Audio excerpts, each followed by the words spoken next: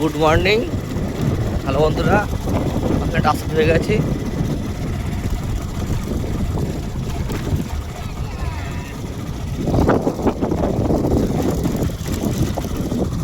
বহুদূর বীজ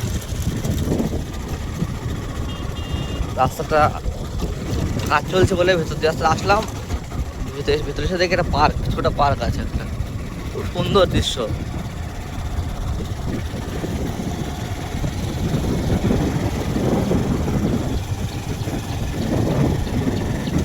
মনোরম পরিবেশ। হ্যাঁ, গ্রামের ভিতরে রাস্তাটা আছে। এটা হলো মালদেপুরের আগে পুরাপাড় যেতে রাস্তা থাকে। খুব ভালো, এদিকে জলপাত, এদিকে জায়গা আছে, সব সব বহার জায়গা আছে। তারা